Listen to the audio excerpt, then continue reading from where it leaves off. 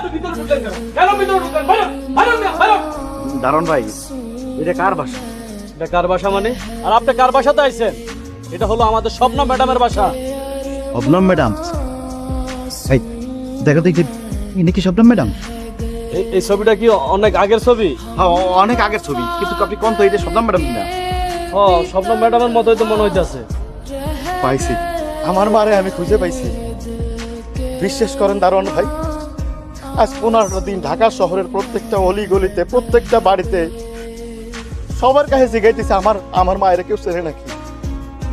আমি পাই নাই। ছোটবেলায় আমার মায় আমার গ্রামে রেখে চলে আইছে। গ্রামের লোকজন আমার কইতো, মানিক তোর মায় ঢাকা শহরে থাকে। আমি সেই থেকে প্রত্যেক বছর টাকা জমাই ঢাকা শহরে আসি আমার মায়ের খুঁজতে। পাই নাই।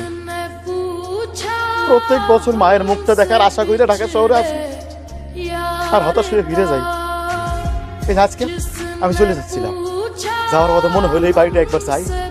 আমার কি ভাগ্য দেখছেন, এই বাড়িতে আইছি, আসার পরে জানলাম এইটা আমার মায়ের বাসা, আমার মা এইখানে থাকে।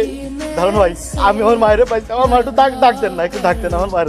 ওই পাউতাবাজি করার আর জায়গা পাও না না? আর আমরা সারা জীবন জানি যে আমাকে ম্যাডাম নিঃসন্তান।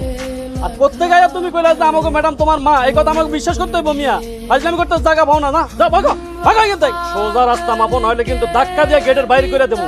দারুণ বাজি ভাউতাবাজি করতেছি না। আমার মা ছোটবেলা আমার খুব আদর যত্ন করে লালন পালন করছে। আবার মিথ্যা কথা কইতাছো না? আবার মিথ্যা কথা কইতাছো? এই লাঠিটা দেখছো? এই লাঠিটা দিয়ে একটা বাড়ি দেবো, মাথাটা ফাটাই দেবো। যাও এনতা ভাগো। আমি মিথ্যে কথা কইতেছি? তাহলে আপনি একবার যে আপনার ম্যাডাম রেখন যে কদমতলি থেকে আপনার পোলা মানিক আইছে, দেখবেন আমার নামটা শোনা মাত্র মা ছুটে ছুটে আসবো। জান না? আর যদি না আসে? না আসে আপনার লাঠি দিয়ে একবারই দিয়ে আমার মাথা 2 ভাগ করে দিলেন, কিচ্ছু কব না। আমি চুপচাপ হেরে দাঁড়ায় থাকবো, দরকার হলে মরে যাবো ওই জায়গা, তবু আপনার কিচ্ছু কব না। জান? আচ্ছা ঠিক আছে, সোজা হয়ে এখানে দাঁড়ায় থাকবেন, কোনো দিকে যাবেন না। আমি যাইতাছি ভিতরে। শুনেন, আমাকে শবনম ম্যাডাম রে তো আপনি চিনেন না। আমাকে শবনম ম্যাডাম রে অত্র এলাকার মানুষেরা বাঘের মতো ভয় পায়।